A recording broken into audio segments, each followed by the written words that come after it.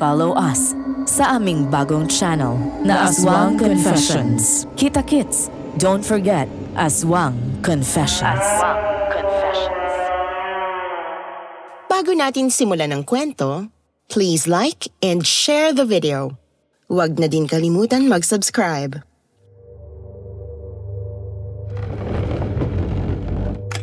Hindi ko sinasadya.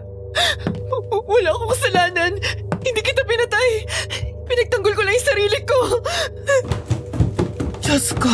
Maria, ano nangyari kay Ma'am Florencia? Sino may gawa nito sa kanya? Bakit may nakasaksak na kutsilyo sa tiyan niya?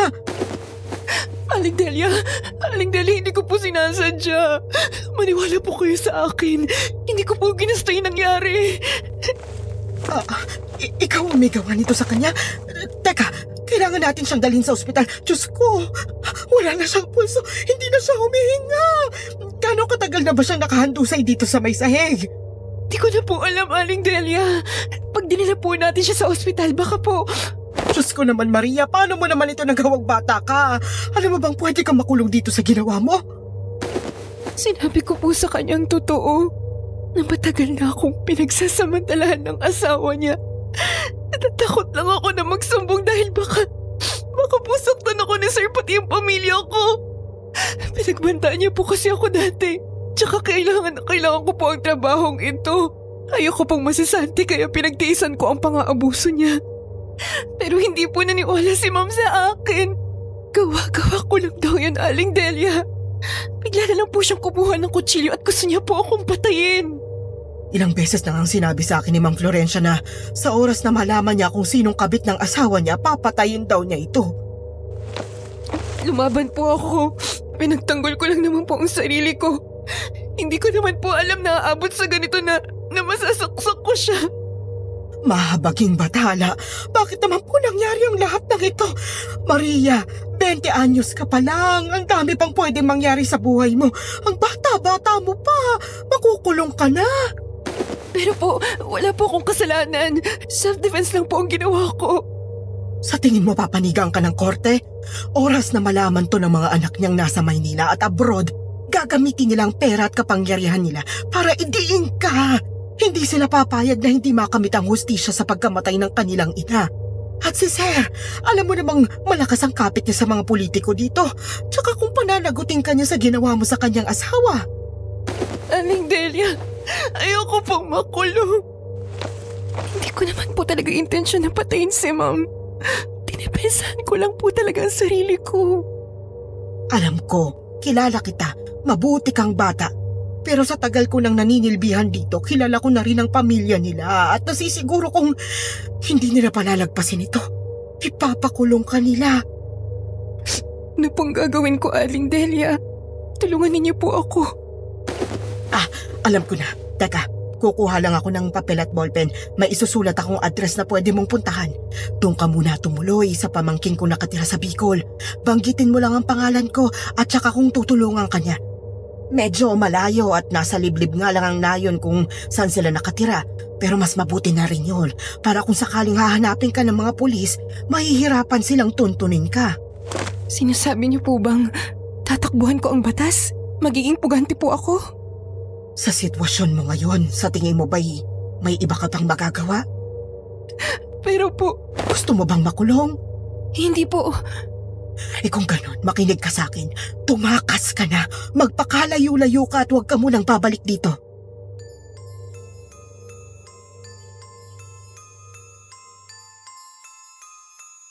Paano kung sa kagustuhan mong takasan ang isang madilim na pangyayari ay napunta ka sa isang mas nakakapanghilakbot na sitwasyong maaring pumatay sa'yo? Ito po mismo ang nangyari sa aking tiyahin na si Tia Maria nang subukan niyang takasan ng isang krimeng hindi niya sinasadyang gawin. Magandang araw sa lahat ng mga nakikinig ngayon ng kwentong Takip Silim at lalo na po sa inyo, Miss Anne. Tawagin niyo na lamang po akong Charles, isang store manager dito sa Marikina. At kagaya nga ng nabanggit ko kanina, ang kwentong isi-share ko sa inyo ay tunay na karanasan ng aking tiyahing si Maria. Nangyari ito taong 1987 nang mapadpad siya sa isang liblib na nayon sa Bicol.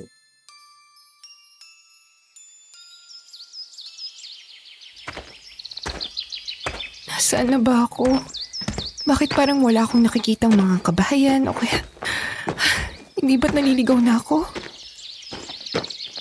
Sabi ni Aling Delia nasa isang liblib na nayon daw nakatira ang kanyang pamangkin. Pero hindi ko naman inaasahan na ganito pala kaliblib na lugar ang mapupuntahan ko. Magtitilim na. Tiyak akong nakakatakot maabutan ng gabi sa ganitong klase ng lugar. Paano kung may aswang o di kaya ligaw na mga hayop dito? Sana mahanap ko na ang tirahan ng kanyang pamangkin. Diyos ko, ilayan niyo po ako sa kapahamakan. Mawalang galang na. Napansin ko kasi na parang naliligaw ka. Dayo ka ba dito? Oo. Saan ka ba pupunta? Baka matulungan kita. Papunta po ako sa lugar na to. Kilala niyo po ba ang mag-asawang Hector at Almira? Oo naman, kilala. Ay, salamat naman. Pwede mo ba akong dalhin sa bahay nila? Ako si Hector. Nanlaki ang mga mata ni Tia Maria dahil hindi niya inaasahan na ang lalaking kaharap niya ay ang mismong pamangkin pala ni Aling Delia. Matangkad ito, moreno, matipuno ang pangangatawan, makapal ang kilay at hanggang balikat ang haba ng maalon nitong buhok. Sa kanyang tansya ay mas matanda ito sa kanya ng 3 hanggang 4 na taon. Anong kailangan mo sa amin ng asawa ko? Bakit mo kami gustong puntahan? Ako ho si Maria. At kasi, pinapapunta ko ni Aling Delia dito. Kilala mo si Tia Delia? Oo, isa rin akong katulong gaya niya. Pareho kami ng amo. Oo, napansin ko nga na mukhang pamilyar ang sulat kamay na to. Si Tia Delia nga nagbigay sa'yo ng address namin. Kung kaibigan ka niya, ibig sabihin mapagkakatiwalaan ka namin. Halika, sumama ka sa akin.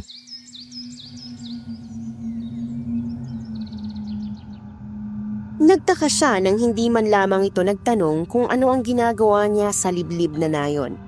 Siguro'y ganun kalaki ang tiwala nito kay Aling Delia para pagkatiwalaan din siya.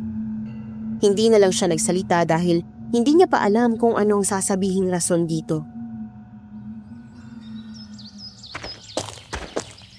Ayos ka lang ba? Pasensya na, medyo malayo kasi talaga ang bahay namin eh. Ayos lang ako. Tsaka pasensya na rin sa tanong ko kanina. Alam mo naman ang panahon ngayon, masyadong delikado. Tsaka unang tingin ko pa lang sa'yo, alam ko na agad na taga Maynila ka. Hindi talaga kami madaling magtiwala sa inyo mga galing sa syudad. Naiintindihan ko yun. Pero dahil napatunayan ko si Tia Delia nga nagpapunta sa'yo dito, alam ko mapagkakatiwalaan kita.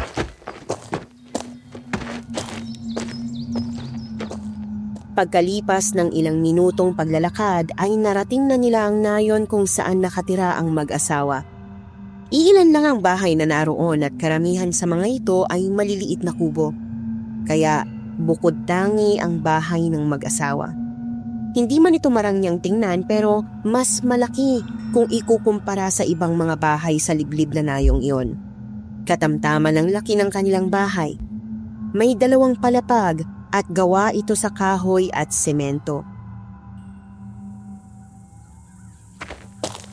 Halika Maria, tuloy ka. Ano ba? Bakit ayaw mong tumahan? Busog ka naman ah. Pinadede na kita kanina. Bakit iyak ka pa rin ng iyak? Mahal, ano nangyari dito? Itong anak kasi natin ayaw tumigil sa pag-iyak. Hindi ko na alam kung anong gagawin ko. Hindi na nga ako nakapaghanda ng hapunan natin dahil hindi ko siya maibaba. Ganun ba? O sige, akin na yung bata at ako na bahala sa kanya. Anak, shh, Tana, dito na ang tatay. Kaagad na huminto sa pag-iyak ang sanggol ng kargahin nito ni Hector. Naupo naman si Almira sa may hagdan habang pinupunasan ang kanyang mga luha. Pinagmasdan niya itong maigi. Mukhang mas matanda lang si Almira sa kanya ng 2 taon. Maganda ito, matangos ang ilong morena. Nangungusap ang mga mata at mahaba rin ang kulot nitong buhok. Siya nga pala, mahal. Ito si Maria. Kaibigan siya ni Tia Delia at pinapunta siya dito sa atin upang dito muna pansamantalang makituloy. Maria, ito ang asawa ko si Amelia. Kakapanganak lang niya nung 1 buwan. At ito yung anak namin si Julio. Magandang gabi sa'yo, Almira. Magandang gabi rin sa'yo. Pasensya ka na sa naabutan mo Nadala lang ako ng emosyon ko. Ay nako, hindi mo na kailangang humingi ng pasensya. Naiintindihan ko yun. Sige, maghahanda lang ako ng hapunan. Tulungan na kita.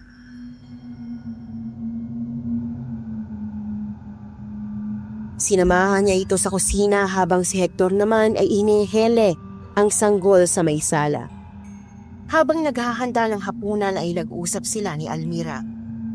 Napansin niyang tila hindi ito sanay sa ginagawa, kaya naman tinulungan na niya ito. Ilang taon na kasi siyang yaya kaya't kabisado na niya ang mga gawaing bahay. Pasensya ka na. Bago kasi sa akin ang lahat ng bagay na to. Dati-rati kasi may mga katulong na nagsisilbi sa akin. Pero mula nung mas pinili ko si Hector kaysa sarili kong pamilya, nawala na rin sa akin ang marangya akong buhay. Ganun ba? Pero wala akong pinagsisisihan.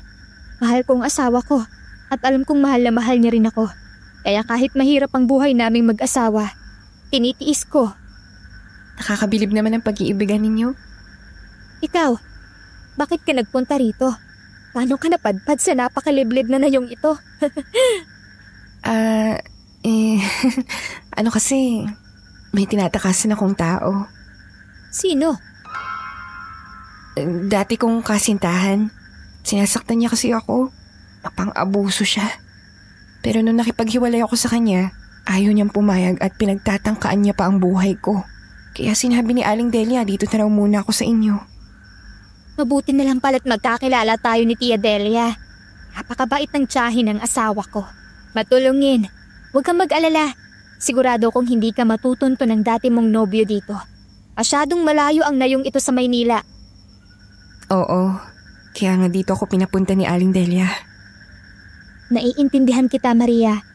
Minsan rin kasi ako nagkaroon ng mapang-abusong nobyo. Sinusuntok at sinasampal niya ako pag hindi niya nakukuha ang kanyang gusto. At ang lalaking yun pa ang gusto ng mga magulang ko para sa akin. Mayaman kasi. Pero aanhin kong yaman ang hayop na yun kung bugbog sarado naman ako. Alam mo, tama ka. Hindi mo dapat pinagtitiisan ang pang-aabuso ng kahit sino. Mabuti na lang at nakilala ko si Hector. Sobrang bait niya. Alagang-alaga pa niya ako.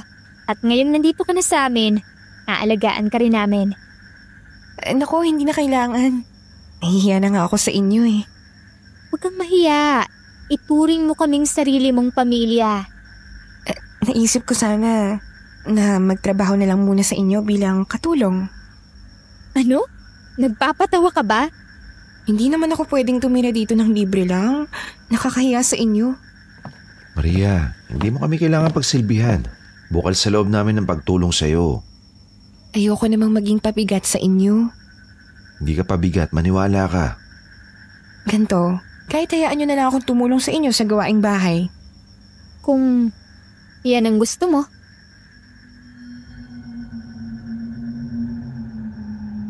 Pasado 7:00 pa lang ay nasa loob na sila ng kani-kanilang kwarto. Maaga raw talagang naghahapunan at natutulog ang mga tao sa kanilang nayon. Pero namamahay po noon si Tia Maria. Pabaling-baling lang siya sa kama at hindi talaga makatulog.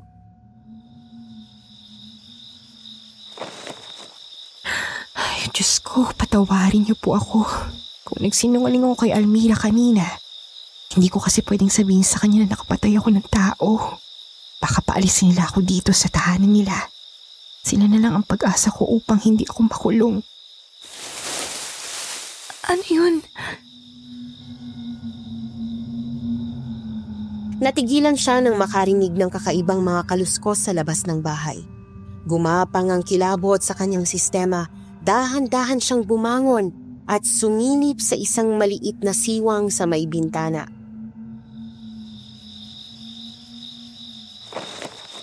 Diyos ko, anong Anong klaseng hayop yun? Ngayon lang ako nakakita ng ganong kalaking baboy ramo sa buong buhay ko.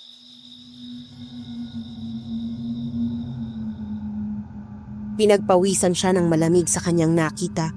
Paikot-ikot ang baboy ramo sa paligid ng bahay. Inaamoy-amoy nito ang paligid para bang may kung sinong hinahanap. Hanggang sa bigla na lamang itong lumingon sa direksyon niya. Nagtama po ang kanilang paningin. Napalunok siya ng sariling laway. Hinanda niya ang sarili sa maaaring mangyari. Pero nagtaka siya nang biglang tumakbo palayo ang baboy ramo patungo sa madilim na kagubatan. Naputol ang kanyang pag-iisip nang marinig ang malakas na pag-iyak ng bata. Nag-alala siya kaya mabilis siyang lumabas ng kwarto at pinuntahan si Almira. Naabutan niya itong umiiyak sa kwarto habang kinakarga ang sanggol.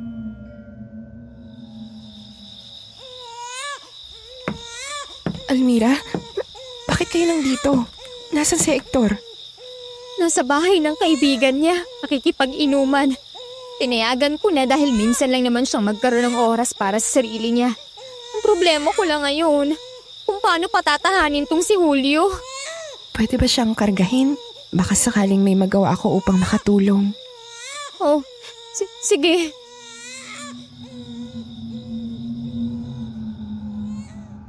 Dahan-dahan itong inabot sa kanya ang bata. Marahan niya naman itong hinele at pareho silang nagulat nang bigla itong tumigil sa pag-iyak. At ilang saglit lang ay nakatulog na ito habang karga-karga niya. Ang galing! Hindi mo lang siya nagawang patahanin. Napatulog mo pa siya. Hindi ko rin alam kung paano ko ito nagawa. Maraming salamat, Maria. Isa kang hulog ng langit.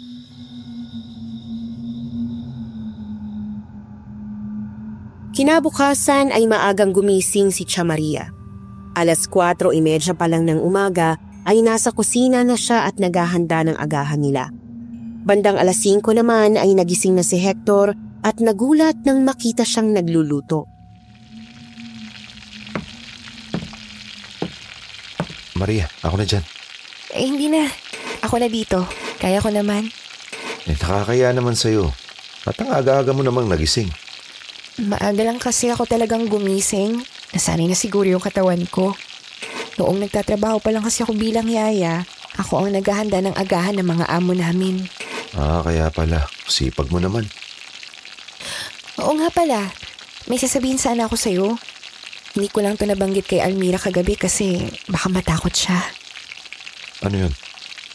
Kagabi kasi may narinig akong kaluskos sa labas ng bahay. Nagtataka ako kung ano yun. Kaya naisip kong silipin.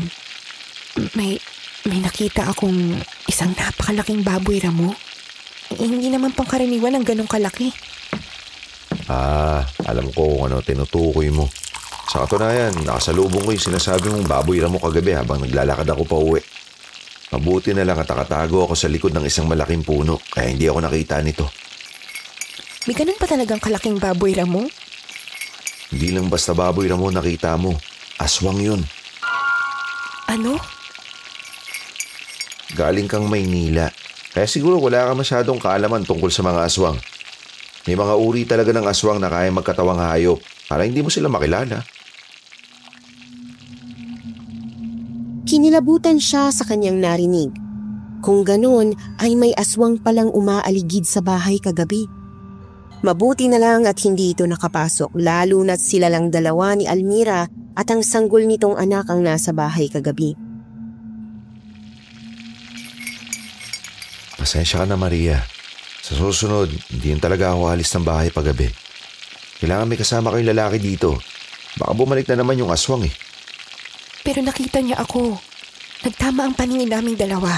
Bigla na lang tong tumakbo papunta sa kagubatan. Mabuti na lang pala at hindi kayo sinugod ng aswang.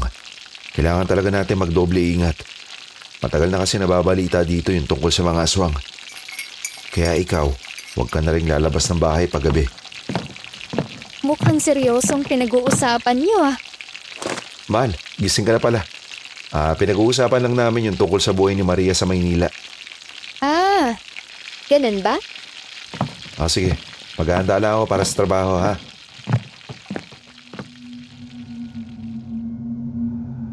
Pagkalipas ng 1 oras ay nagpaalam na si Hector para pumunta sa sakahan.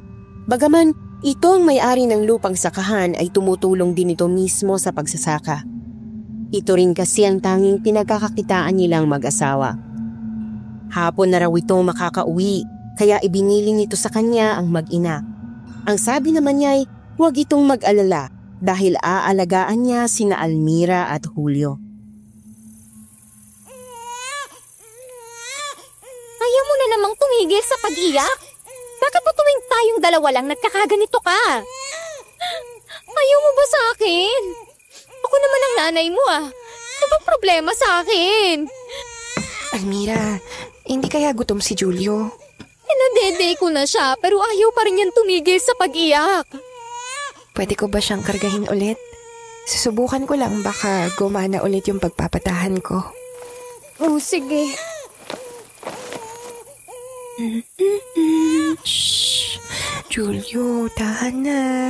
Bakit naman iyak ng iyak ang baby namin?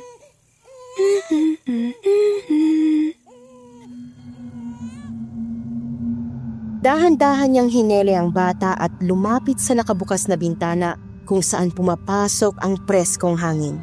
At namangha siya nang otomatikong huminto sa pag-iyak ang bata. At kagaya nga ng nangyari kagabi, ilang saglit lang ang lumipas ay mahimbing na ang tulog nito. Pero hindi niya inasahan ay ang naging reaksyon ni Almira nang lingunin niya ito. Para bang hindi ito nasiyahan.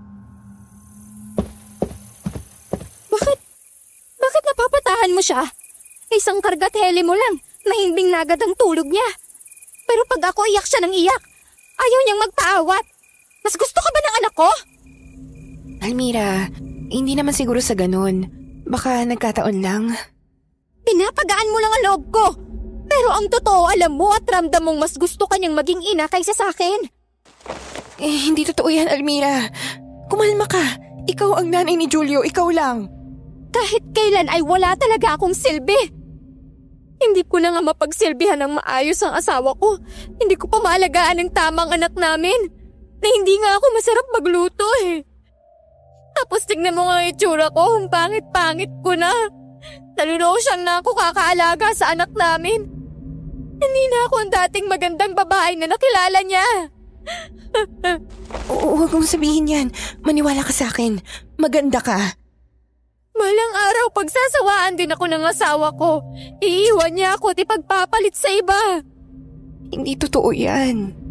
Wala na akong ginawang tama sa bahay na to. Almira, sandali nga lang.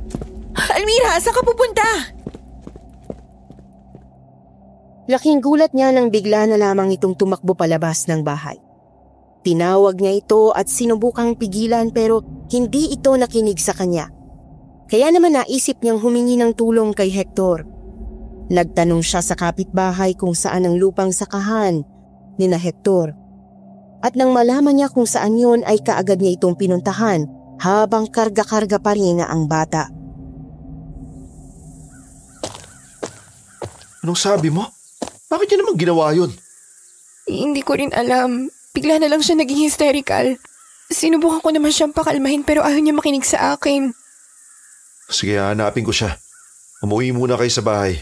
Ako nang bahala maghanap sa asawa ko. Maria, pakibantay na lang ang bata, ha?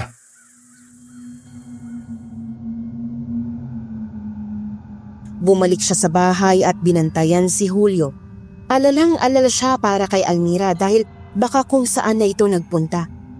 Samantala, iyak naman ang iyakang bata na parabang nakikisimpatya sa nararamdaman ng ina nito. Mabuti na lang at tumahan din ito kalaunan pagkatapos niyang painumin ng gatas. Gabi na. Nasaan na kaya sila? Sana naman mahanap ni Hector si Almira. Shh, Julio, tahan na. Sigurado akong pauwi na ang nanay at tatay mo. Sa pagkakataong ito ay nahirapan na siyang patahani ng bata. Paikot-ikot na siya sa bahay habang hinihele ito pero ayaw pa rin nitong tumigil. Tumanaw siya sa bintana sa pag-asang makikita niya doon ang mag-asawa pero wala talaga. Hanggang sa... Aray!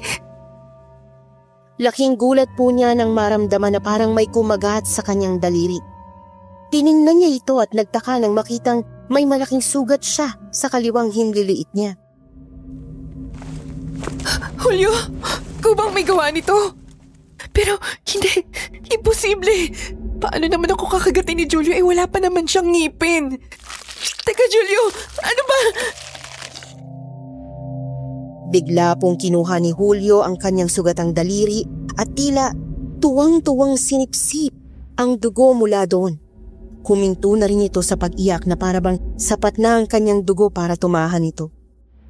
Nanlaki po ang mga mata ni Tia Maria sa kanyang nasaksihan. Halos hindi siya nakagalaw at hindi pa rin niya nagawang sumigaw dahil sa pagkagulat. Bago pa man siya makapag-isip, ay narinig na niyang pumasok ang mag-asawa sa bahay. Mahal, huwag mo na itong ulitin. Nakikiusap ako. Tinakot mo naman ako ng gusto eh. Bakit mo pa kasi ako sinundan? Dapat hinayaan mo na lang ako mag-isa sa kalsada. Total wala naman akong kwentang asawa at ina. Huwag mo nga sabihin yan. Hindi totoo ang sinasabi mo. Hindi ko nga mapatahan ng sarili kong anak eh. Balang araw, magsasawa ka rin sa akin. Iiwan mo rin ako at ipagpapalit sa iba. Kaya habang maaga pa, gawin mo na. Iwan mo na lang ako. Hindi mangyayari yan. Mahal na mahal kita at hindi kita ipagpapalit sa iba. Naintindihan mo? Sinasabi mo lang yan para pagaanin ang loob ko. Pero ang totoo, unti-unti mo nang nararamdaman na wala akong kwenta. Mahal, tama na. Tama na. Nasaan ang anak ko? Almira? Akin ang anak ko! Bigla na lang hinablot ni Almira ang bata mula sa kanya. Wala na siyang nagawa upang pigilan ito. Basta't bigla na lamang nitong inagaw ang sanggol at niyakap ng mahigpit. Patawarin mo ang nanay, anak. Hindi ko sinasadyang iwan ka kanina. Nadala lang ako ng emosyon ko. Shhh! Anak, patawad. Patawarin mo ako. Lumabas ka dito! Labas! Almira! Almira! Lumabas ka na muna, Maria. Pasensya ka na sa inasal ng asawa ko, ha? Wala lang sa sarili yun. Naiintindihan ko.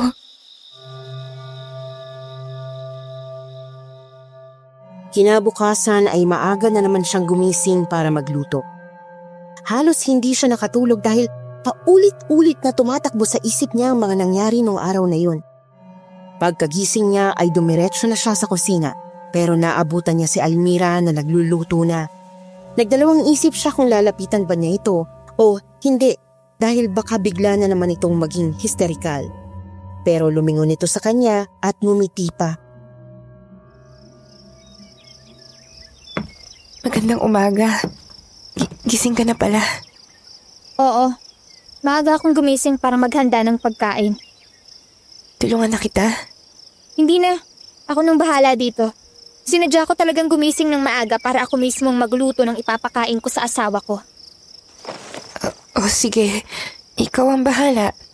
Gawain ko naman talaga to bilang isang may bahay, di ba? Ito nang ginagawa ko bago kapag dumating. Almira, huwag mo naman sanang isipin na nanghihimasok ako sa inyo. Sa mga gawain mo. Bilang nakikitira, wala naman akong masamang intensyon. Gusto ko lang talagang makatulong. Naiintindihan ko naman na gusto mo lang tumulong. Pero sana'y hindi mo makalimutan ang limitasyon mo. Alam mo kasi, ayokong may pumapapel dito sa pamilya namin. Kung tungkol lang ito sa nangyari kahapon, pasensya na.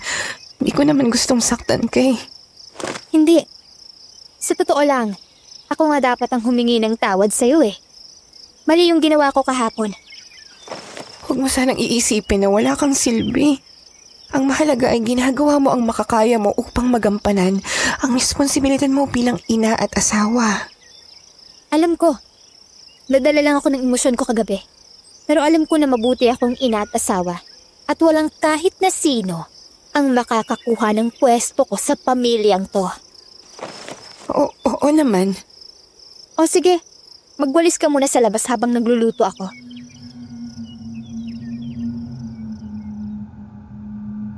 Pagkalipas ng ilang minuto ay natapos na siya sa pagluluto. Nagising na rin si Hector, kaya tinawag na nila si Tia Maria upang mag-agahan. Sobrang saya ni Hector na ipinagluto siya ng kanyang asawa. Samantala, napansin naman niya ang palihim na pagpukol ni Almira ng mataling na tingin sa kanya. Nag-alala po siya dahil sa tingin niya iniisip ni Almira na gusto niyang pumapel sa pamilya nila. Walang ganong intensyon si Tia Maria, gusto lang talaga niyang makatulong upang hindi maging pabigat sa mag-asawa. Hindi talaga niya maintindihan kung bakit biglang nag-iba ang pakikitungo ni Almira sa kanya. Oh, Maria, kanina ka pa nagwawalis dito sa labas ng bahay ah. Malapit na akong matapos dito. Si Almira. Nasa kwarto, nag-aalaga ng bata. Pasensya ka na ulit sa nangyari kahapon ha. Nahihiya ako sa'yo dahil sa inasal ng asawa ko. Pero huwag ka mag-alala, kinausap ko na siya. At nangako siya sa akin na hindi niya na yun uulitin.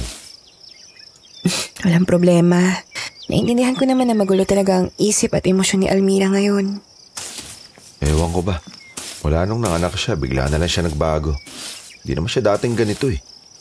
Ngayon pakiramdam niya, hindi siya sapat. Lagi niyang iniisip na wala siyang kwenta at balang araw iiwan ko siya. Hindi ko alam kung may nagawa ba o nasabi ako para isipin niya magagawa ko siyang pagtaksilan.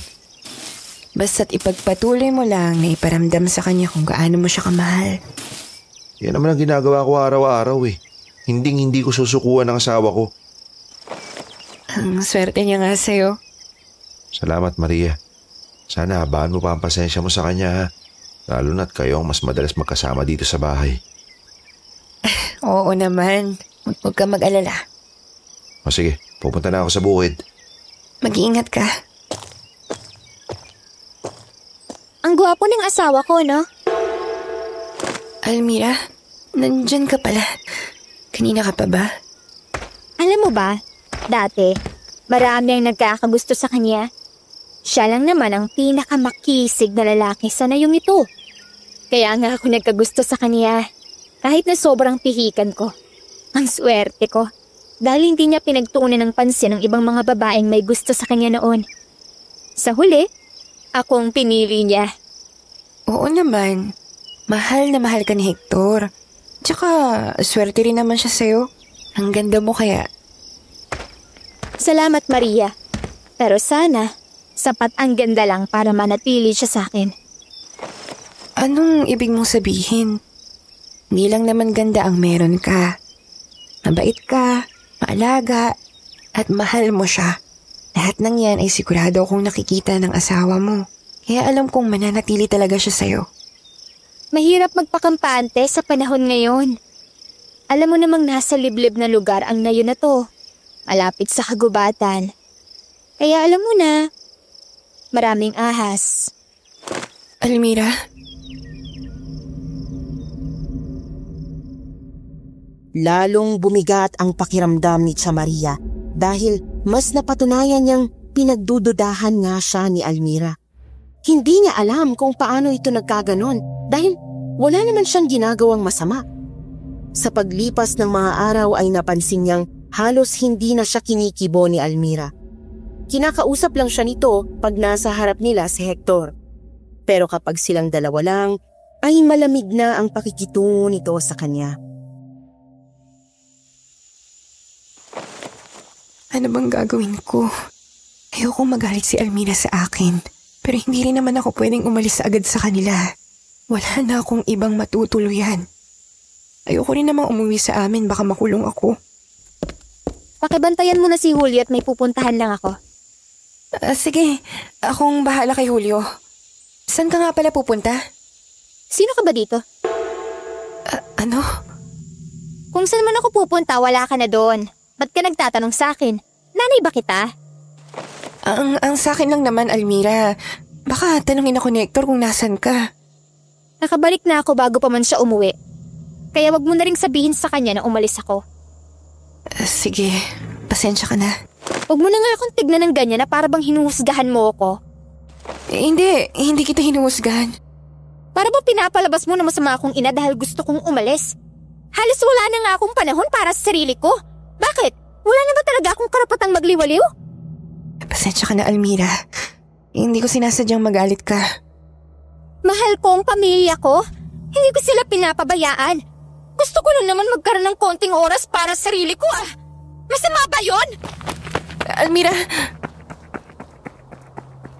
Hindi na siya nakapagsalita pa dahil diretso na itong tumakbo palabas ng bahay. Alam niya rin wala na siyang magagawa para pigilan ito kaya hindi na siya humabol. Tutal ay nangako naman itong babalik din bago makauwi si Hector kaya hinayaan na lamang niya.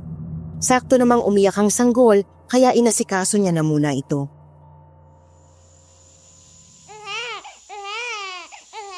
Shh, tahan na. Sandali lang yung nanay mo.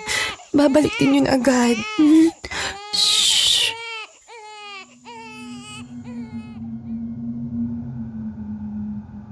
Kinarga niya si Julio at hinele hanggang sa nakatulog ito. Hinihiga niya ito sa kama at tinabihan. Pero hindi naman niya inasahang makakatulog pala siya habang binabantayan ng sanggol. Hindi niya alam kung gaano katagal siyang nakatulog pero nagising siya nang muli na naman itong pumalahaw ng iyak. Julio. Oh, Julio, tahan na. Diyos ko! Bakit napakaraming dugo sa paligid ng bibig mo? Saan galing to? Alalang-alala siya nang makita ang itsura ng bata. Tila lumipad ang antok sa katawan niya. Mabilis siyang tumayo at iginala ang paningin sa paligid hanggang sa... Diyos ko, ba't ang daming patay na daga dito sa sahig? Sa totoo lang, halos bumaliktad ang kanyang sikmura nang makita ang mga walang buhay na malalaking daga sa sahig. Ang iba sa mga ito ay wala ng ulo at lahat ay nakabukas ang tiyan at wala na rin laman loob. Sino may gawa nito? Teka, hindi kaya. Hindi, imposible. Paano naman magagawa ng isang sanggol ang ganitong bagay? Biglang bumalik sa alaala niya yung pagkagat ng sanggol sa kanyang daliri at sinipsip pa nito ang dugo mula doon. Pinilit niyang kumbinsihin ang kanyang sarili na mali siya pero sa pagkakataong ito, mahirap nang magbulag-bulagan sa katotohanan. Pero bago pa man siya makapag-isip ay dumating na si Hector. Ano nangyari kay Julio? Si Almira nasan? Hindi ko rin alam eh. Sorry, nakatulog ako. Pagkagising ko, may mga dugo na lang sa paligid ng kanyang labi. Tapos itong mga daga. Nasaan ang asawa ko? Umalis siya kanina. Tinanong ko kung saan siya pupunta pero nagalit na naman siya sa akin. Wala na daw ako doon, Hector. Patawarin mo ko pero wala akong nagawa. Maria naman, bakit mo naman siya inayaang umalis? Alam mo naman kung ano yung estado ng pag-iisip niya, di ba? Patawarin mo ako. Hanapin ko siya. Ikaw na muna ang bahala kay Julio. Tsaka pakilinis na rin ito mga kalat. Nauunawaan ni Tia Mariang nag-aalala si Hector para sa asawa nito. Pero ang ipinagtataka niya, bakit parang wala lang dito na makitang napakaraming patay na daga sa bahay at may dugo pa sa labi ang sanggol nitong anak? Hindi kaya't hindi ito ang unang beses na nangyari ang ganitong bagay sa pamilya nila? Napalingon siya kay Julio at kinilabutan ng maisip na baka isang halimaw ang bata. Madilim na ang paligid pero hindi pa rin nakakabalik ang mag-asawa. Kumilos na lang siya at naghanda ng hapunan para may makakain na sila pag-uwi nila. Pero habang nagluluto ay natigilan siya nang marinig ang pag-iyak ni Julio mula sa kwarto. Teka lang, papunta na ako.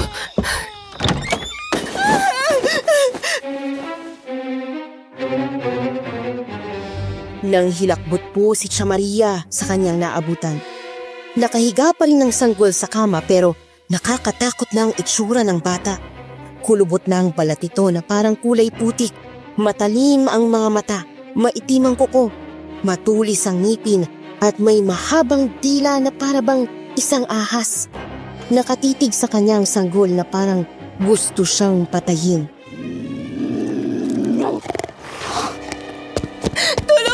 Tulungan ninyo ako! Ano nangyayari sa'yo? Hector, tulungan niyo ako! Si Julio! Ano nangyari sa anak namin? Sinamahan niya ang mag-asawa sa kwarto para patunayan sa kanila na nagsasabi siya ng totoo. Bakit? Paano? Nung sinasabi mo naging halimaw ang itsura ng anak namin, hindi mo ba siya nakikita? Hindi ba siya normal sa paningin mo? Sigurado ko sa nakita ko. Maniwala kayo sa akin. Almira! Mahal, tama na yan. Huwag kang gagawa ng kwento para siraan ang anak ko. Nagsasabi ako ng totoo. Tumahimik ka! Napaluha na lamang si Tia Maria dahil sa pananakit ni Almira sa kanya. Lumingon siya kay Hector, umaasang maiintindihan siya nito at ipagtatanggol, pero hinawakan lang nito ang asawa at hindi na nagsalita pa. Sobrang sikip ng dibdib niya noong oras na yon. Hindi siya nakapagsalita kaya mabilis na lang siyang tumakbo palabas ng bahay. Maria! Tumakbo lang siya ng tumakbo habang umiiyak. Hanggang sa nakarating na siya sa may batis. Napagod siya kaya naupo muna siya sa isang malaking bato. Diyos ko, bakit ba ako napunta sa ganitong sitwasyon? Kung hindi lang ako takot makulong, ngayon mismo ay uuwi na ako. Hindi naman ako masamang tao. Pero bakit kailangan magkaganito ang buhay ko? Tulungan niyo po ako. Hirap na ako. Saan galing yun? Naestatwa siya sa kanyang kinatatayuan nang muli na naman niyang nakita ang isang tila higanteng baboy damo sa hindi kalayuan. Sinikap niyang huwag gumawa ng kahit anong ingay habang dahan-dahang naglakad pa atras. Naghanap siya ng pwede niyang pagtaguan at nakita naman niya ang isang malaking punong malapit sa kanya. Unti-unti siyang lumapit doon para magtago. Pero huli na ang lahat dahil nagtama na ang paningin nila ng baboy ramo. Napasigaw siya ng sobrang lakas nang sugurin siya nito. Kaagad naman siyang tumakbo ng mabilis upang hindi nito maabutan. Kumakabog ng sobrang bilis ang kanyang dibdib habang tinatakasan ng halimaw na humahabol sa kanya. Sobrang bilis nitong tumakbo kaya nahirapan siya. Pero kahit na halos hindi na siya makahinga ng maayos, ay hindi pa rin siya tumigil. Malapit na niya ako maabutan! Diyos ko, tulungan niyo po ako! Papatayin ako ng halimaw na to! Natapilok siya nang hindi niya namalaya ng isang batong nakaharang sa daraanan niya. Pero hindi pa rin siya huminto at itinuloy ang pagtakbo kahit na paika-ika na siya kung kumilos. Pero dahil humina ang kanyang kilos ay tuluyan na siyang naabutan ng halimaw. Napapikit na lamang siya ng akmang susugurin na siya nito. Pero natigilan siya ng biglang. Umalis kang halimaw ka dito!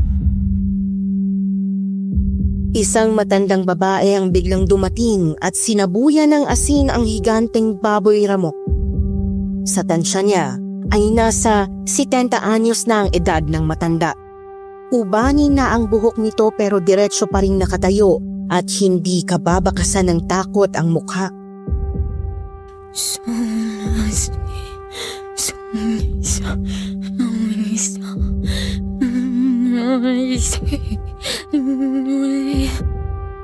Anong ginagawa niya? Bakit parang nangihina ang baboy ramo? Para itong may mga binigkas na orasyong hindi niya maintindihan. Habang binibigkas ang mga salitang ito ay patuloy pa rin ito sa pagsaboy ng asin hanggang sa bigla na lang tumakbo palayo ang baboy ramo.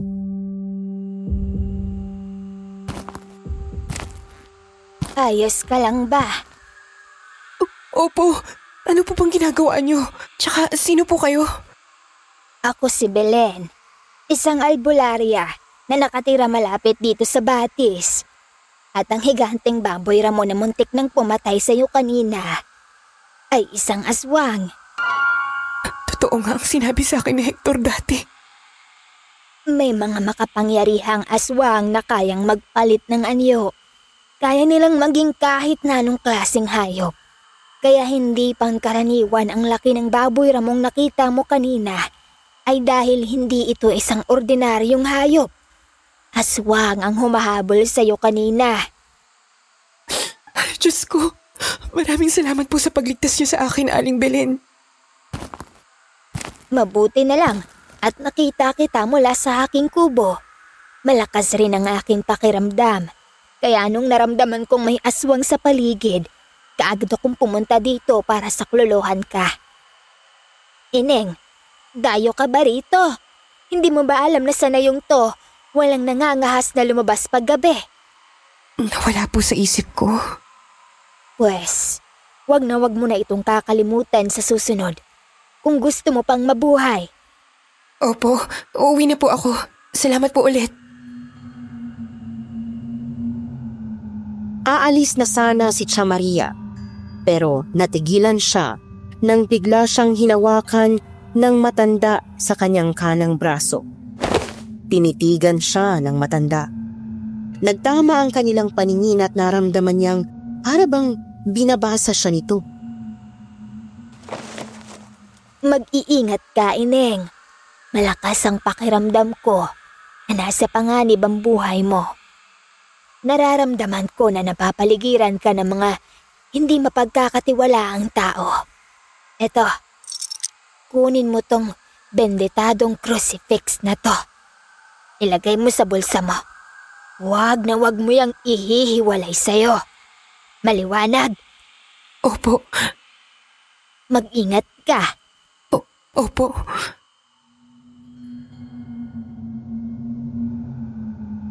Habang naglalakad pa uwi ay hindi pa rin matanggal sa isip niya ang sinabi ni Aling Belen. Napapalibutan daw siya ng mga hindi mapagkakatiwalaang tao. Sina Hector at Almira ba ang tinutukoy nito? Bigla tuloy bumalik sa isip niya ang biglaang pag-iiba ng pakikitungo ni Almira sa kanya.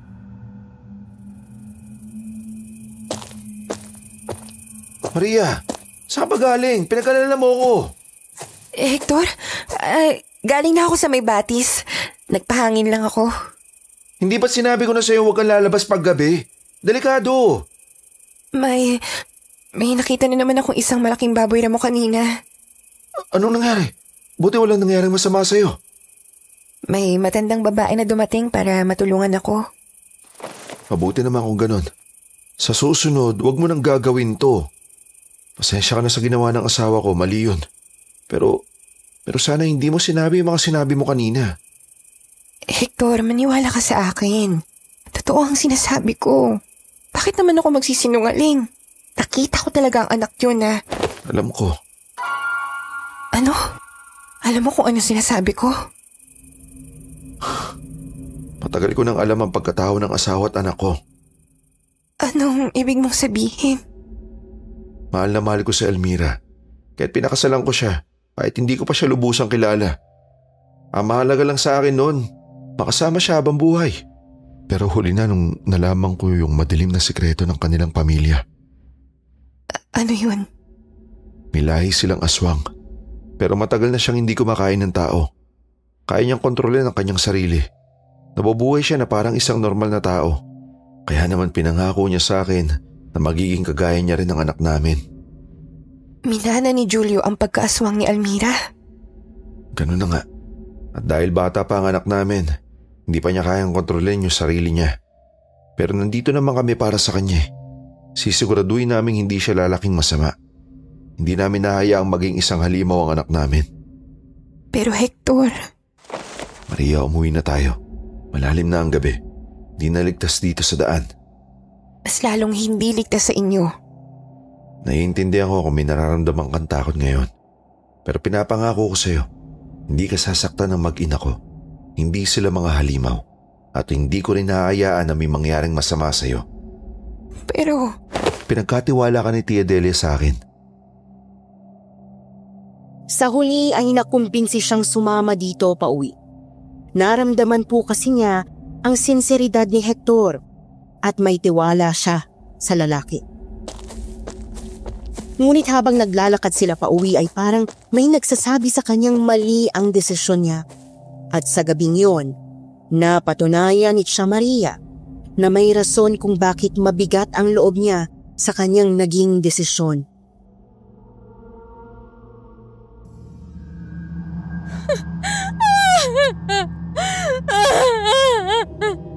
ay Diyos ko. Ano nangyari? Anong ginawa mo sa anak natin? Bakit siya nagkaganito? Nangako ka sa akin! Namilog ang mga mata ni Tia Maria sa bumungad sa kanila pagkapasok nila sa bahay. Umiiyak si Almira habang karga si Julio. May isang patay na aso na naman sa sahig, wakwak ang tiyan at halos wala nang natira sa laman loob ng pobreng aso. Mahal, ano ba pinagsasabi mo? Hindi kita maintindihan. Nangako ka sa akin na hindi mo to gagawin sa anak natin. Kaya ginawa kong lahat para maging mabuting asawa. Pero bakit mo to ginawa kay Julio? Ang bata-bata niya pa. Teka, bakit mo sinisisi si Hector sa nangyari sa anak niyo? Ano ba talaga ang totoo? Huwag mo siyang pansinin, Maria. Sinabi ko naman sa'yo, hindi na normal ang takbo ng pag-iisip niya mula nung nanganak siya. Hindi niya alam ang sinasabi niya. Sinungaling ka! Hector, huwag mo na masaktan si Almira! Hayop kang babae ka! Hindi mo talaga kayang itikom yung bibig mo! Nanlaki ang mga mata niya nang masaksihan kung paano pinagbuhatan ng kamay ni Hector si Almira. Para bang hindi na ito ang Hector na kilala niya na isang mapagmahal na asawa. Tila ba sinapian ito ng masamang espiritu habang sinasampal, sinusuntok at tinatadyakan si Almira. Hector, tama na! Nasasaktan mo ang asawa mo! Tsaka karga-karga niya ang anak niyo! Baka mabitawan niya si Julio! Matagal na ako nagtitimpi sa'yo, Almira. Nagkamali ako sa pagpili sa'yo. Wala kang kwentang babae. Sisirain mo pa yung mga plano ko. Pakiusap, tama na! Huwag ka pakialam dito. Problema namin to mag-asawa. Lumabas na rin ang tunay mong kulay. Kaya ikaw, Maria, umalis ka na dito. Tumakas ka na! Ano? Ano sinasabi mo? Masamang tao ang asawa ko. Isa siyang halimaw. Wala siyang puso. Papatayin ka niya. Tumahimik ka! Maria, huwag ka makikinig sa kanya. Papatayin ka niya. Maria, doon ka muna sa kwarto mo. Ha? Bakit? Hinawakan siya nito ng mahigpit sa kanyang braso at sapilitang dinala sa kwarto niya. Nagpumiglas siya pero wala siyang panlaban sa lakas nito. Sa puntong yon, naniwala na siya sa sinabi ni Almira. Baka nga totoong masamang tao si Hector. Pero huli na ang lahat dahil nasa mapanganib na sitwasyon na siya. Hector, ano ba? Nasasaktan ako! Pasensya ka na ha. Basta, dito ka muna sa kwarto mo. Kakausapin ko lang ang asawa ko. Ayusin namin to. Ipaliwanag mo nga sa akin kung anong ibig sabihin nun. Yung mga sinasabi niya. Oo, pangako. Ipapaliwanag ko sa iyo ang lahat. Basta dito ka lang muna. Nagmamadali itong lumabas ng kwarto at bumalik sa sala. Tinangka niya itong sundan pero hindi niya mabuksan ang pinto. Hector! Hector, ano ba? Buksan mo yung pinto! Bakit mo ako kinulong dito? Palabasin mo ako! Tama na, ano ba? Ibalik mo sa akin ang anak ko! Wala kang kwenta! Hayop kang babae ka! Hector, tama na yan. Tumigil ka na. Nagkamali ako. Hindi ako dapat sumama sa'yo. Huli na ang lahat para magsisi ka. Ginamitan niyo ako ng itim na kapangyarihan. Kaya ako nagkagusto sa'yo. Tama ka. Pero kasalanan ko ba kung tatanga-tanga ka? Hindi naman, di ba? Ngayon, pag-aari na kita. Wala ka ng kawala. Habang buhay ka ng magiging isang punlaan. Hindi ako makakapayag na magsilang na naman ng isang halimaw. Hindi ako papayag na maging kasangkapan ng kasamaan niyo. Gulong-gulo ang isip niya noong mga oras na yon. Hindi niya maintindihan ang pinag-uusapan ng mag-asawa. Pero isang bagay ang sigurado siya. Isang halimaw si Hector at hindi niya ito dapat pinagkatiwalaan. Iyak siya ng iyak habang pinapakinggan kung paano sinasaktan ni Hector si Almira.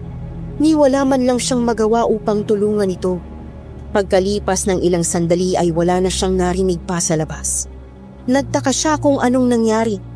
Iginala naman niya ang paningin sa paligid upang maghanap ng maaari niyang daanan para tumakas. Sarado ang bintana at hindi niya rin ito mabuksan. Mukhang pinlano talaga ni Hector na ikulong siya doon. Huwag mo na subukan buksan yan. Nagsasayang ka lang ng oras at lakas mo. Hayop ka! Pakawalan mo ako! Huwag kang mag-alala. Hindi naman kita ikukulong dito eh. Sa katunayan palalabasin na kita dahil may isang espesyal na bagay tayong gagawin. Ano na ang plano mo? Malalaman mo rin. Halika, may sorpresa ako sa'yo. Pinalabas siya nito ng kwarto at dinala sa kusina. Laking gulat po niya nang maabutan nila doon si Aling Delia na naghahanda ng mga pagkain sa mesa. Pero puros mga katawan ng tao ang nakahain. May putol na kamay, braso, ulo at mga laman loob na may sariwang dugo pa at nilalangaw. Maria, kumusta ka na? Ano pong ginagawa niyo rito? Kailan po kayo dumating? Bakit parang hindi ka masayang makita ako? Naghanda pa naman ako ng isang espesyal na hapunan para sa atin. Sige na, Maria. Tawagin mo na ang asawa ko. Sabihin mo kakain na. Bagaman natatakot at nag-aalangan ay napilitan siyang sundin ang utos nito. Kailangan niyang sabayan ang gustong mangyari ng mga ito habang nag-iisip ng paraan kung paano tatakas. Pinuntahan niya si Almira sa kwarto nito pero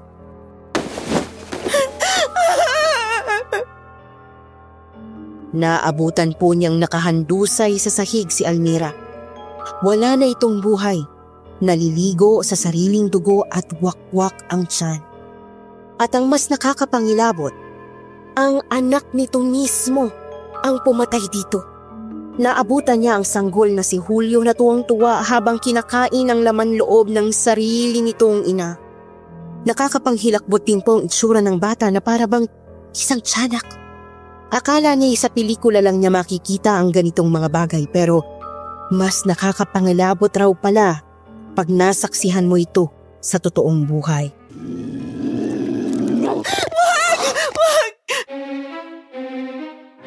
Nilingon siya ng tiyanak at akmang susugurin. Mabuti na lang at dumating si Aling Delia at humarang sa kanyang harapan. May mga binulong itong orasyon na naging dahilan para kumalma si Julio. Ilang saglit lang ay bumalik ang normal nitong anyo bilang isang sanggol. Shhh! Tahan na, Apo. Huwag ka nang umiyak. Halika, kakargahin ka na ni Lola. Si Almira! Dapat lang yan sa kanya. Wala rin naman pala siyang kwenta eh. Apo, kumusta ang hapunan mo? Masarap ba ang nanay mo? Tara na, bumalik na tayo sa kusina at maghapunan. Gutom na ako.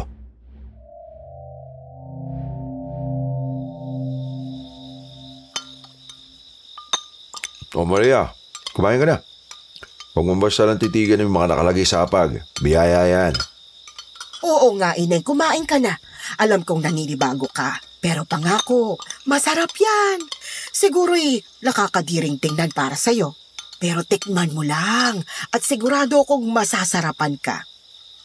Tama si nanay, kaya kumain ka na. Nanay, akala ko ba tiyahin mo si Aling Delia? Isa pa yan sa mga hindi ko nasabi sa'yo. Ang totoo niyan, mag-ina talaga kami. Pasensya ka na kung nilihim namin sa'yo ang totoo. At alam kong naiisip mo na ito, pero sasabihin ko pa rin sa'yo. Oo, tama ka. Mga aswang nga kami. Pero hindi lang kami basta aswang. Dahil may kaalaman din kami sa itim na kapangyarihan. Naalala niya ang narinig niyang sinabi ni Almira kanina. Ginamitan daw siya ni Hector ng itim na kapangyarihan upang paibigin. Nagtawa na ng mag-ina na parabang walang pakialam sa mga masasamang bagay na ginawa nila. Hindi sukat akalain ni Tia Maria na isa palang aswang si Aling Delia. Matagal din silang nagkasama sa trabaho at wala itong ibang pinakita sa kanya, kundi kabutihan.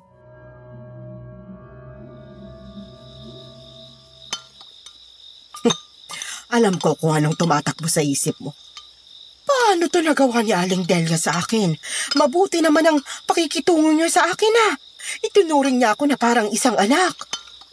Oo, tama ka Maria. Tinuring nga kitang parang anak. Pero nagkamali ako sa'yo. Dahil ikaw rin pala mismo ang papatay sa anak ko. Ano? Kapatid ko si Ate Florencia. Ang babaeng pinatay mo. Hilong-hilo na siya sa mga revelasyong narinig. Para bang hindi niya na kayang iproseso ang mga bagay na kanyang nalaman.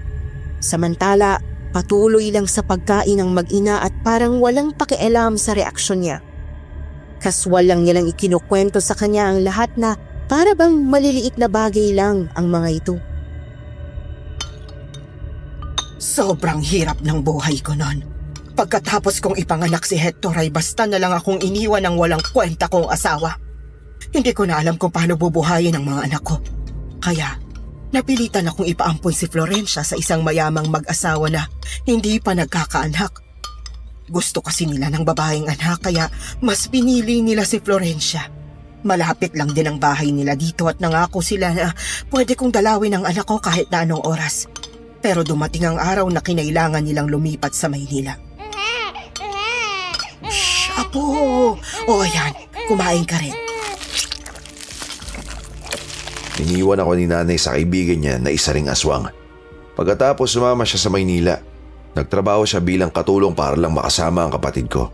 Pero kahit kailan, hindi nalaman ni Florencia na si Nanay Delia nga ang tunay niyang ina. At ngayon, hinding-hindi na talaga niya malalaman ang katotohanan. Dahil pinatay mo siya. Aling Delia, alam niyong hindi ko ganito ang nangyari. Aksidente yun. Gusto ko lang ipagtanggol ang sarili ko. Wala akong pakialam. Pinatay mo pa rin ang anak ko. Dahil sa'yo, hindi ko na masasabi sa kanyang totoo. Namatay siya nang hindi nalalaman kung sino ang totoo niyang ina. Nung nalaman kong ginawa mo, kung alam mo lang, gustong-gusto na kitang patayin nun. Pero tiniis kong galit ko kasi kailangang mas maramdaman mo ang paghihiganti ko. Kaya niyo ba ako pinapunta rito sa nayon para gantihan? Tama ka. Sinamantala ni nanay ang sitwasyon mo para mapilitan ka magtago sa lugar na to. Alam mo ba kung ano talaga yung plano ni nanay? Papuntahin ka dito para patayin at hayaan pagpiestahan ng mga kapwa namin aswang. Pero masyadong maraming nangyari mula nung dumating ka dito. Kaya biglang nag-iba ang plano. Anong ibig niyo sabihin? Nadala ako ng galit ko. Hinayaan ko ang anak ko na patayin ang sarili niyang ina. Wala na si Almira. Kaya ibig sabihin nito, wala na rin akong punlaan. Kailangan ko ng isang babaeng gagamitin upang paramihin ang lahi namin. Pero dahil nandito ka naman... Hindi ako papayag na gamitin niyo ako. Nagpanik siya nang malaman kung ano ang plano nila. Mabilis siyang tumayo at akmang tatakbo palabas ng bahay pero natigilan siya dahil nakaabang na agad sa may pinto si Hector. Sobrang bilis ng pagkilos nito at hindi niya napansin na naunahan na pala siya nito. Sa tingin mo ba makakatakas ka pa? Maawa ka!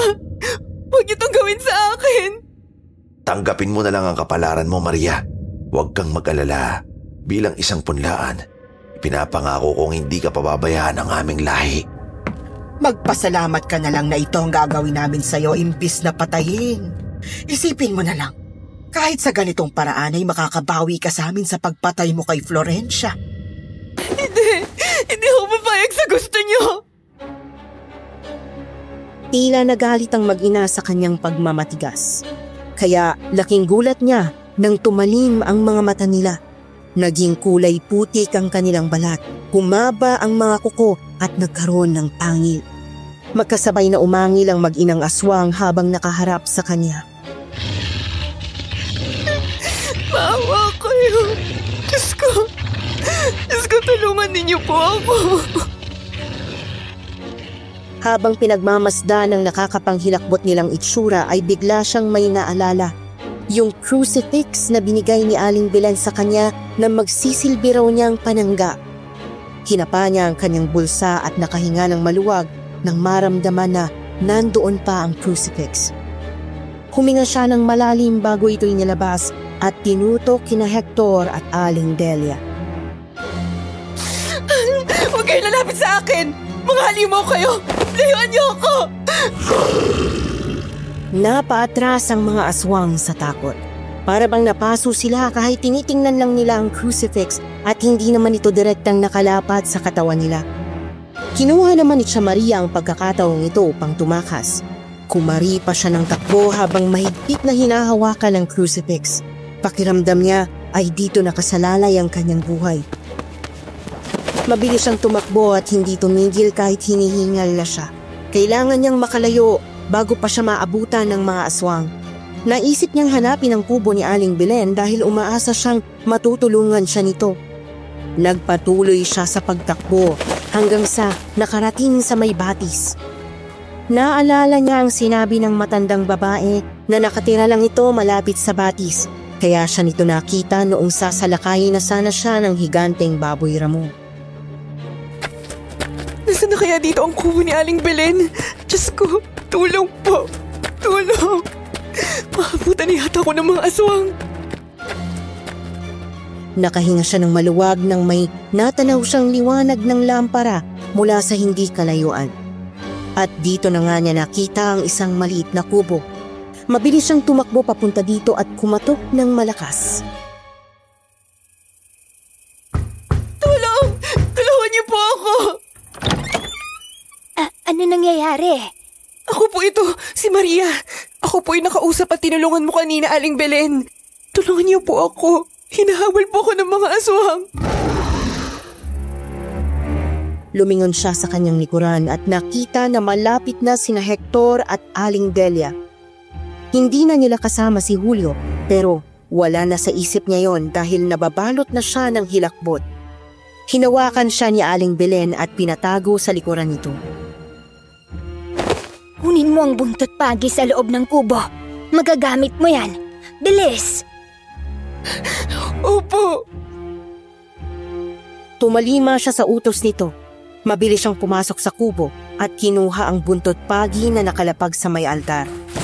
Nang bumalik siya sa may pinto ay nakita niyang nakatayo na sa harap ng kubo ang mag-inang aswang. Maria, huwag kang aalis dyan. Maliwanag. Ako na ang bahala dito.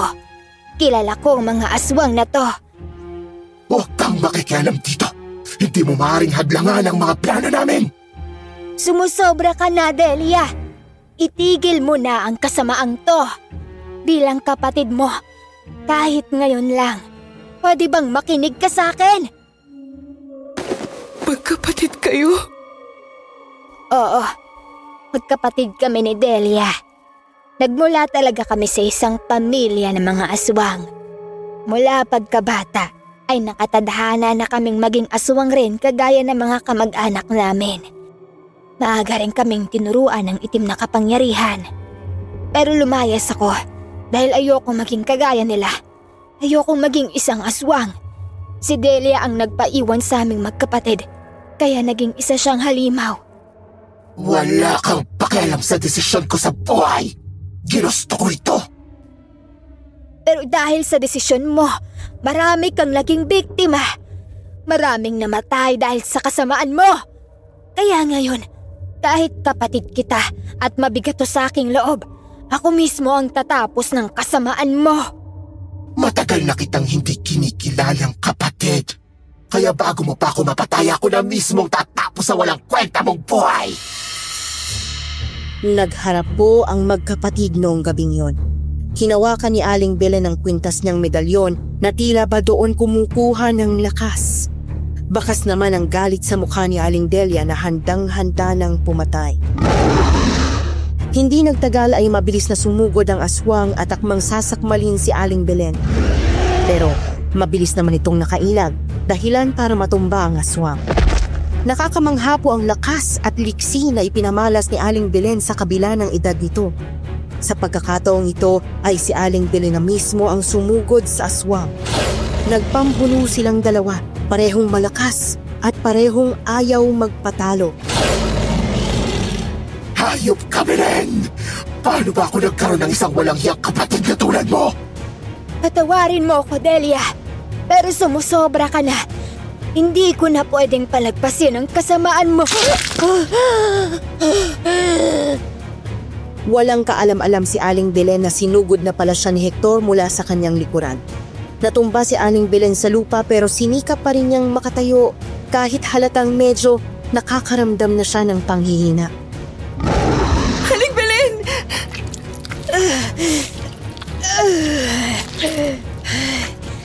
Diyan ka lang. Huwag kang lalapit dito. Nagawang makatayo ni Aling Belen at muling hinarap ang mag-inang aswang. Pero sa pagkakataong ito, tinangka na ni Hector na lumapit sa kanya. Nilalabanan pa rin ni Aling Belen si Aling Delia kaya hindi nito namalayang nakalapit na pala sa kanya si Hector. Tignan natin kung makakatakas ka pa ngayon. Wala kang puso, Hector! Ayaw niya talaga magpaawat sa mga kasamaan ninyo! Mabuti naman at alam mo, hindi kami titigil hanggat hindi kami nagtatagumpay. Humugot ng isang malalim na hininga si Tia Maria at pinilit na patatagin ang kanyang sarili. Bukod sa kagustuhang iligtas ang sarili, determinado rin siyang tapusin na ang kasamaan ng mag-inang aswang. Walang hiya ka! Tingnan natin kung hanggang saan ang kasamaan mo! Buong tapang niya itong nilatigo gamit ang buntot pagi.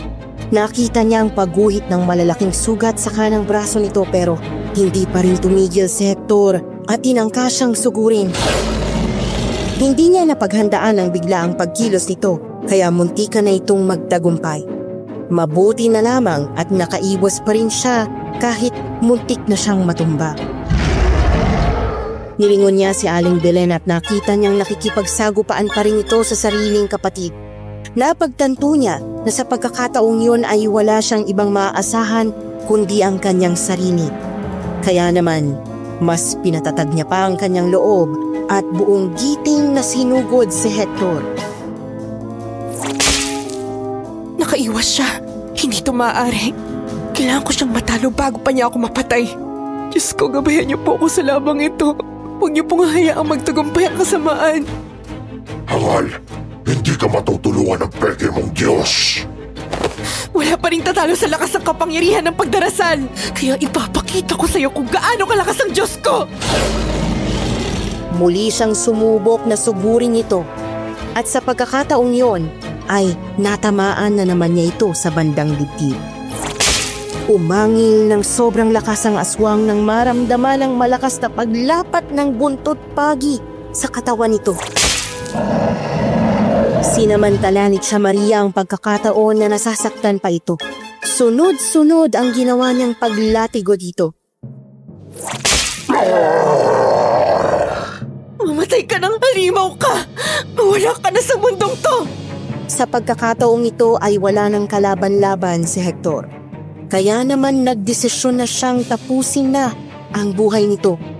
Kinuha niya ang bendetadong crucifix mula sa kanyang bulsa at mabilis na inilapat ito sa noo ni Hector. Hindi! Ang anak ko! Nakita ni Aling Delia kung paanong nagliyab si Hector hanggang sa unti-unti itong natupok at naging isang abo. Hector, anak! Nawala na sa kanyang sarili si Aling Delia dahil sa pagkawala ni Hector. Kaya naman kinuha na ni Aling Belen ang pagkakataong yon upang tapusin ang buhay ng sarili niyang kapatid. Patawarin mo ako, Delia. Pero kailangan ko tong gawin. Hinubad niya ang suot na medalyon at sapilitan itong sinabit sa leeg ni Aling Delia. Napasigaw ng sobrang lakas ang matandang aswang. Nakita niyang pagguhit ng napakaraming sugat sa buong katawan nito. Unti-unti rin itong napalibutan ng nagliliyab na apoy. Paalam. Tuluyang natupok ng apoy si Aling Delia at kagaya ng kanyang anak, naging isa rin siyang abo na basta na lang tinangay ng hangin. Pareho silang nakahinga ng maluwag pero baka sa mukha ni Aling Belen ang sakit. Alam niyang mahirap para dito ang nangyari. Wala namang kahit sino ang may gustong patayin ang sarili niyang kapatid, pero mas pinili pa rin itong gawin kung ano ang tama. Maraming salamat po, Aling Belen. Utang ko po sa inyo ang buhay ko.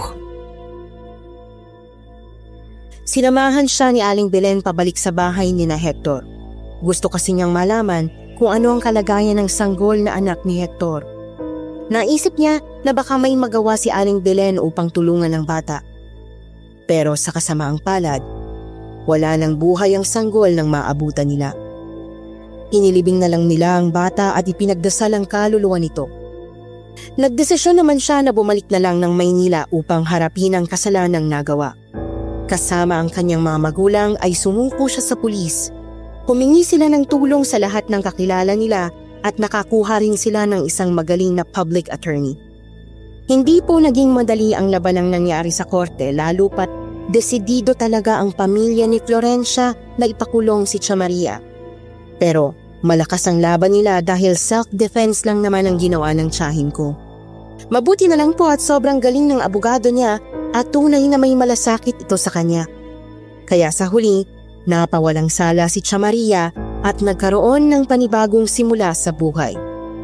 Tuluyan niyang ibinaon sa nakaraan ng nakakapanghilakbot niyang karanasan. Hanggang sa nakilala niya ang aking tiyuhin at nagpakasal sila pagkalipas ng 3 taon. Nagkaroon sila ng 2 anak at sa ngayon ay masaya at mapayapa na ang buhay. Hanggang dito na lamang po ang kwentong gusto kong i-share sa inyo. Sana'y nagustuhan niyo at sana'y mapili niyo itong i-feature sa kwentong Takip Siling. Maraming salamat po at God bless sa ating lahat.